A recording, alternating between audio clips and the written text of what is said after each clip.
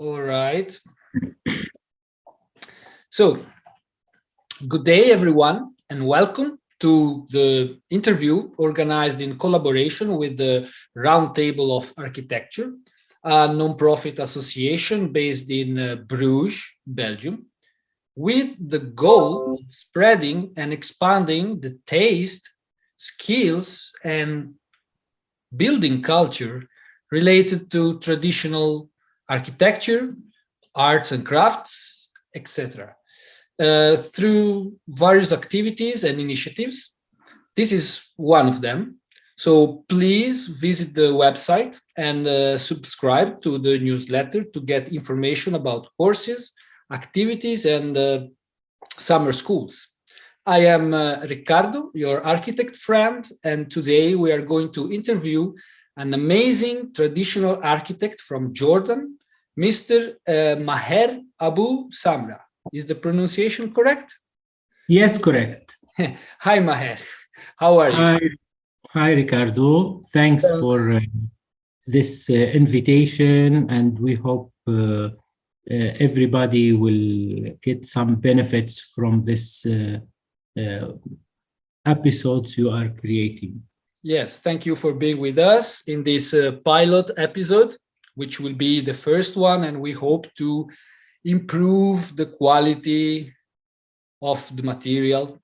So, Maher, today we are going to get to know you, have a quick insight in your story, your work and knowledge, because Maher is a great architect that deserves to be advertised as much as possible and has a lot of things to say. We plan to enrich the experience with Maher in the next episodes through lessons and live broadcasts from his building sites. So stay tuned on us because it will get really interesting. Having said this, let's begin. Maher, how was your formation? Was it traditional? No. I am a normal guy, start studying the architecture in Iraq, University of Mosul. That's the north of Iraq. Most of the stuff, they are encourage us and teach us about the modernity. And for the traditional architecture, it's like a part of history of architecture. So we study the traditional architecture as a history. We don't go deep. We don't understand at the university what they are doing and why these elements looks like this. So it's not a deep knowledge related to the traditional architecture topic. So I graduate and then start working on the market. I work in Jordan, in several countries in the Gulf,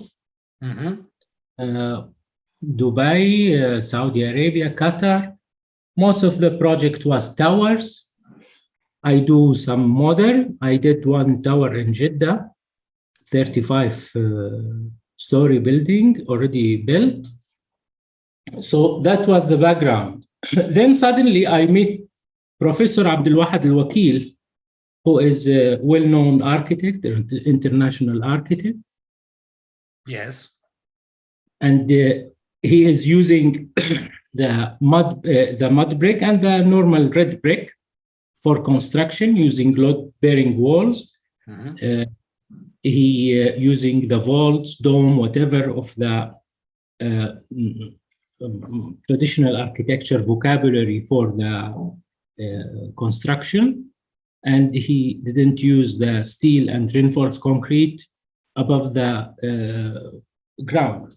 So I was in some situation, I have to work with him.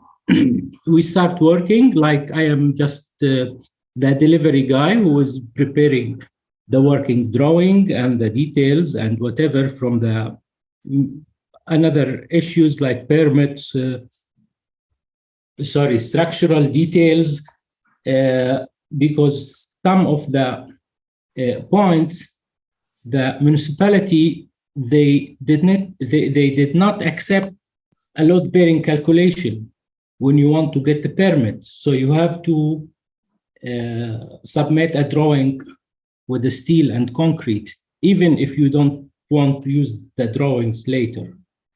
So that was the beginning. Then I start seeing the beauty of the form. I was impressed. Year after year, I go deep and start love the traditional. And when you draw it, later on, when you construct it or see it on the site, you will start understand what's the meaning behind, or what's the hidden layer of information used to have this new form or that shape. So those secrets, you have to get involved in the process of the design and supervision or construction to start absorb it and understand that details. Okay, so basically you were a normal architecture student, and then you met a master who revealed you a new world that was completely neglected by the school system. And this happens pretty much in Europe as well. So in your practice, do you follow some type of philosophy when you create traditional architecture? How is it entangled to your ideas about architecture? The design philosophy for the traditional architecture I use, it's just simple. You don't have to do anything without a reason. Like everything, there is a reason to do that. That's the truth of architecture. You have to reflect the value of the space, the richness of the owner, also the quality of the designer and craftsman. So the philosophy, just go simple. Respect the material. If you are using the brick or the stone, each material, you have to understand the way how you will make the connection, the thickness, the walls, whatever the details, based on that material. And after that, the output will become by simple, and by nature, it will become very beauty. So just I go with the simple design, reflect the function, and respect the like properties, regulations, whatever we have, land proportion, and you will also the surround, if there is another surround, normal principle for the design, which you are consider the sunlight, the ventilation, the wind. So in your opinion, the beauty of a building is just a result of the most natural process of design and construction, while the modern architecture, the so-called international style, often starts from a beautiful image and then tries to justify it or build it with complicated technological solutions. And I think that this is very important to show how traditional architecture works. But it's not simple to revert to this kind of process, because all of us came out of let's say standard universities that are completely focused on the modern methods. So can you describe the process of converting to traditional architecture, and what were the most difficult aspects of it? how to convert, you have to see something. First of all, it's not like by force, it's taste. When you start falling in love with the traditional beauty and you go and you research deeply, when you start understand the value of the traditional architecture, you will respect it more. Like me, I have like similar example. I found an old manuscript written by engineers, Arab engineer, in the 10th century. Interesting. So before 1000 years, that manuscript. That's contained 172 engineering problem to solve. So I start just curious to check these kind of engineering problems.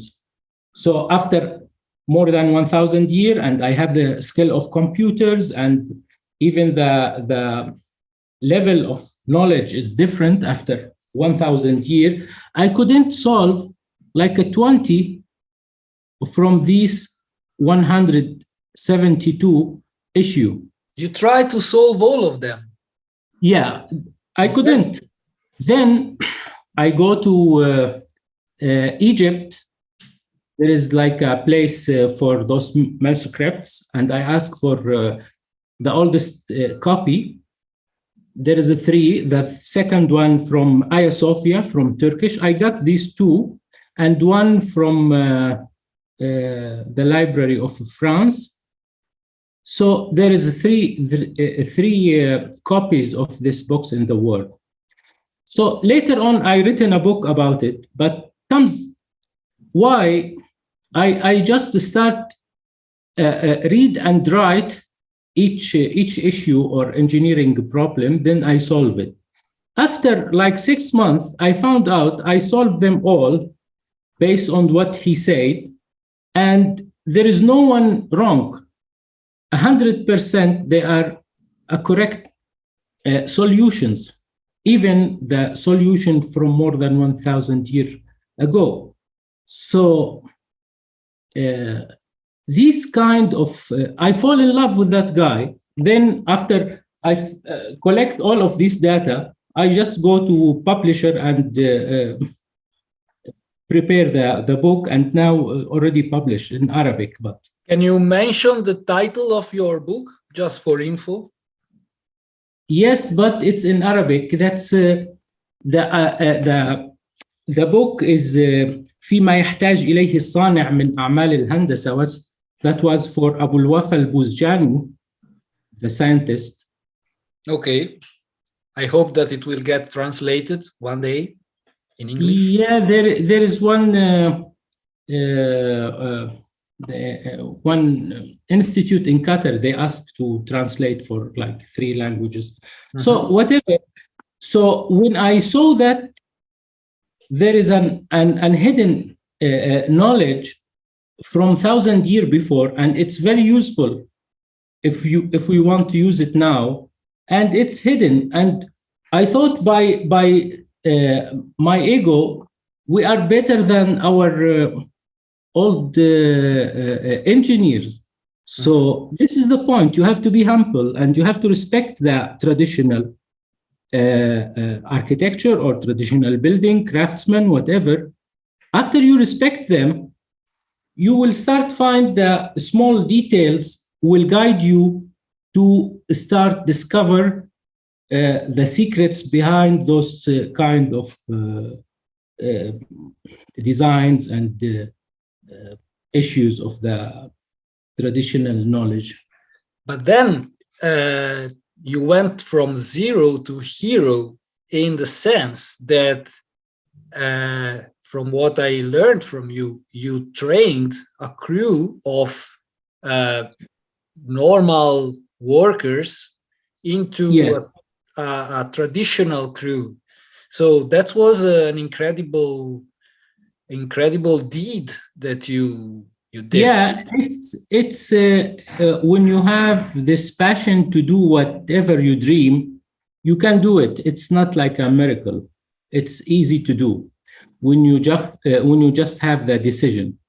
So when I decide to start building using the stone, I start from scratch. There is no labors. There is no even book for standards. Even if you search on the YouTube for, let's say, a cross vault, stone cross vault, you will find an images, but you didn't find a data or somebody shooting a video how you start cutting the stone and build that stone cross vault. So the information is really missing on the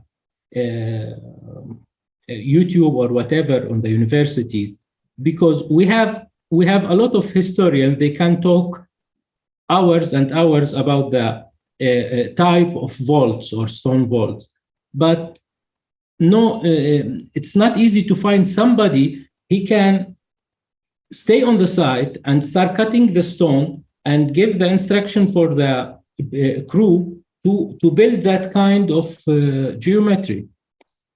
So we do that, and from the site I start seeing the details which I saw it on the traditional buildings before, or the details which I have it from my mentor Abdul Wahid Al-Wakil. I saw it on the ground, and I start really understand why this shape's coming like this, why the thickness of the wall. Because if you did it wrong, it will fall on your head, and you will get injured normally. So if you work on the site, you will start understand the traditional architecture secrets in a really very fast way. So one project, if you work like for 6 months on one project, I guarantee you will convert direct to a traditionalist, because you will start fall in love with those natural forces, how it will behave. You became kind of a stone mason yourself, right? Yes, of course, because there is you don't have those craftsmen. I have like a details for corbels. I want to cut the stone something like this artificially. So even if you go for like machinery, it will cost you a fortune to cut a few things.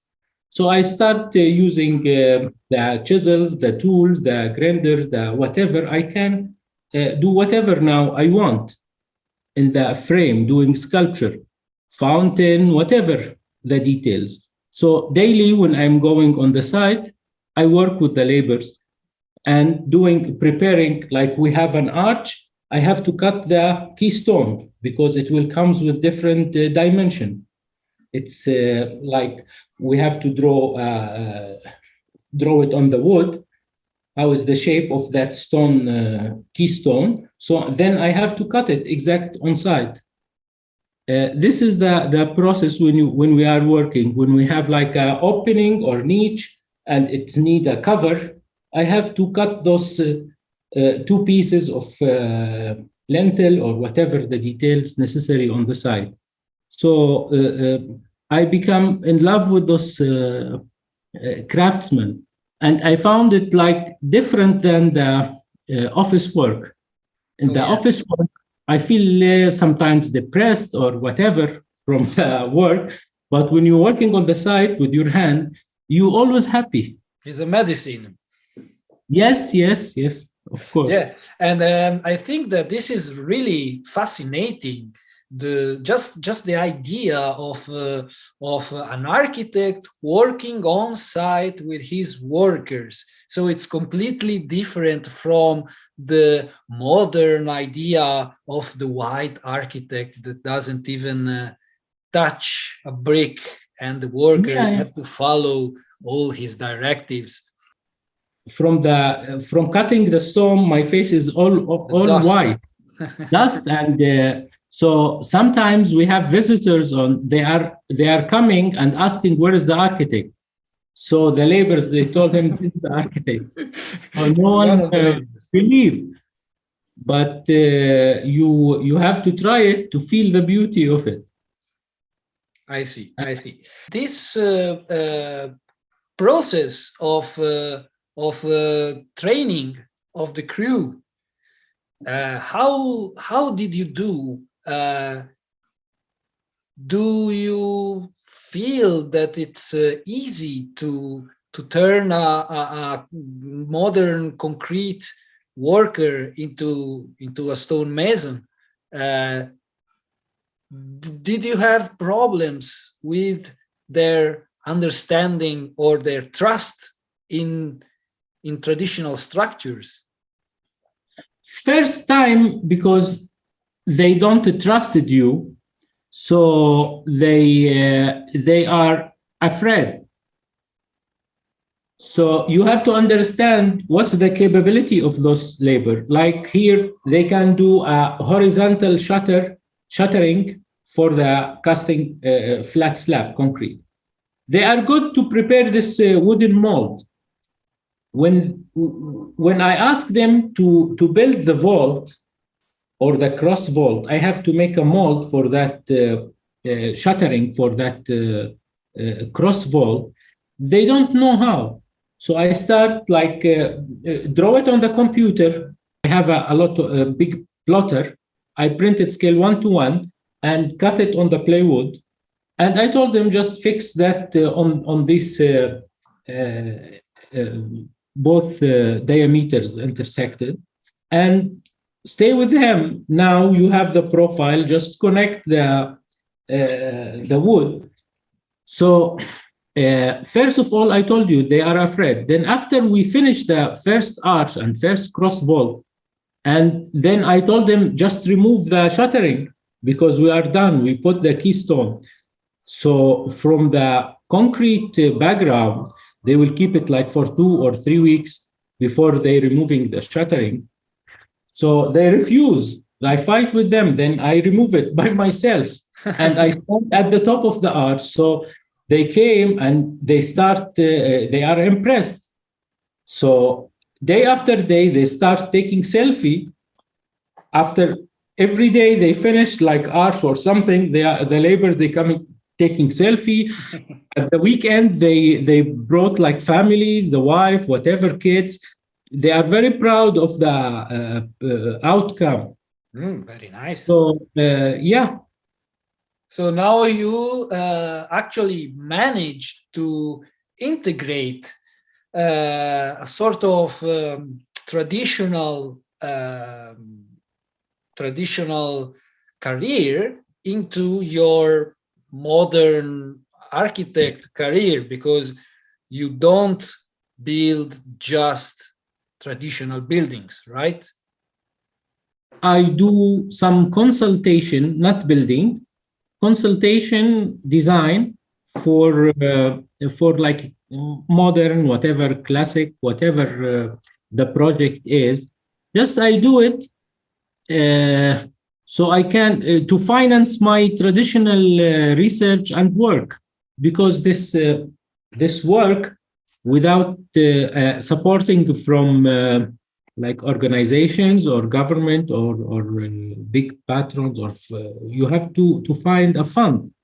So actually what I'm doing, I'm working the modern and the normal design to finance myself, so I can continue on this way.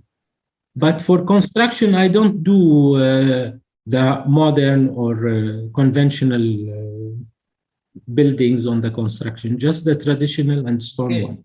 But that's very good. So just let's say that in the current situation of traditional architecture in 2023, most of us are still working on a parallel rail. For instance, I'm a so-called modern architect, and I'm in the process of reconverting myself a little bit as you did, but there are not so many clients.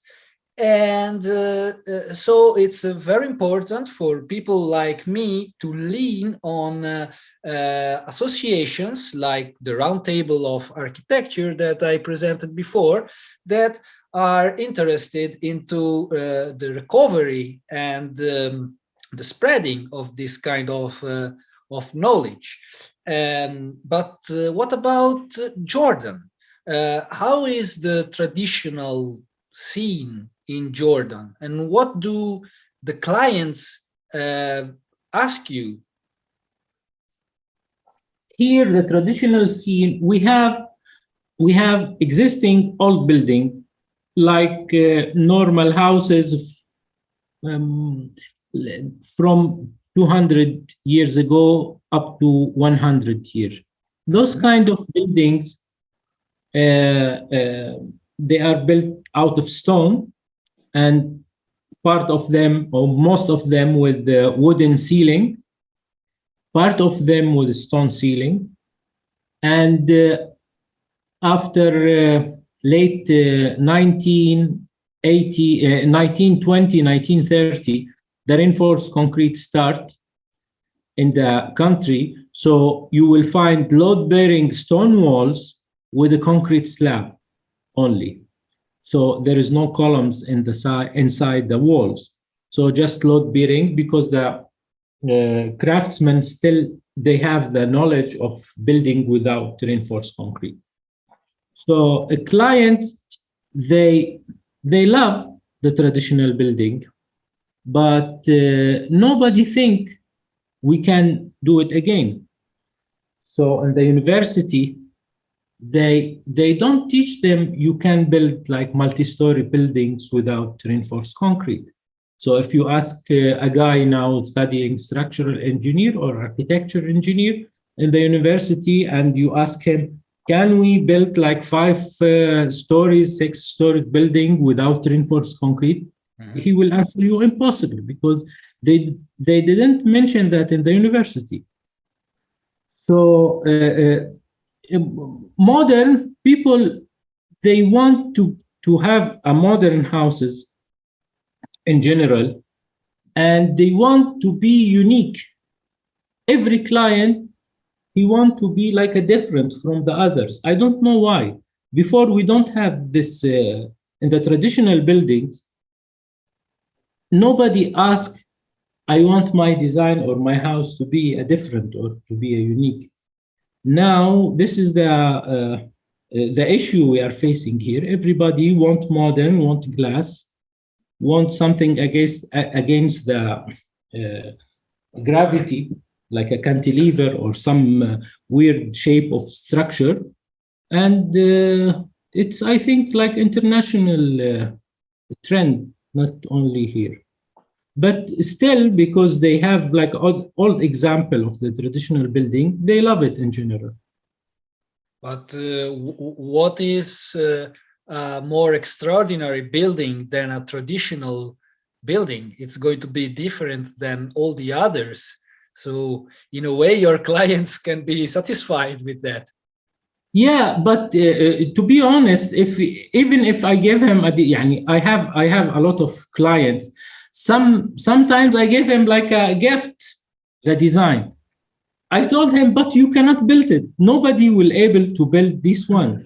Like for me, me and my crew, we are building like one house in a year, or less than one house in a year, because we are not a contracting company. It's not like something you can make it bigger. So you have to stay on the project daily and do it with your passion. So like one man, he cannot change anything.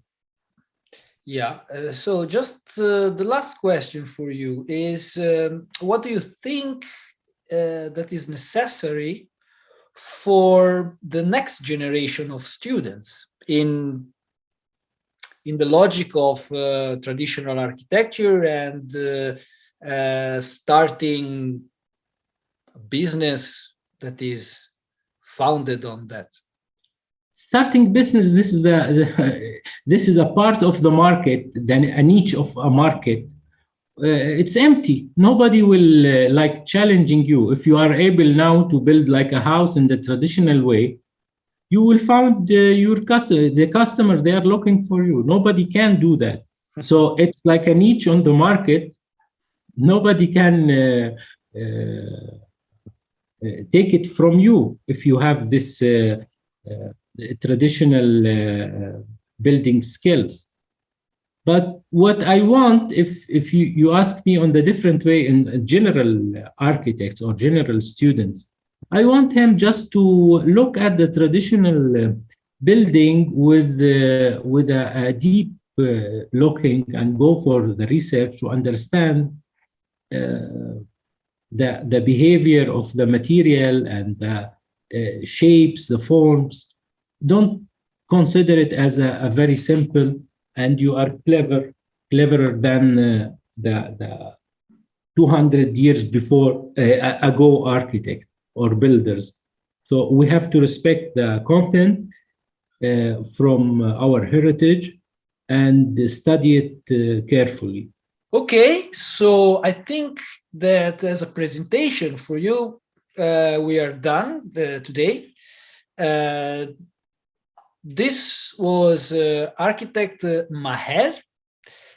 Stay with us for the next episodes that will be focused on your actual practical work in a detailed presentation and on the building site. That's what we want to do live from your building site. So thanks a lot for your time and availability, also for our audience. See you soon with the roundtable of architecture with the next lesson. All right. All right. Thank you and see you soon. Bye, Riccardo.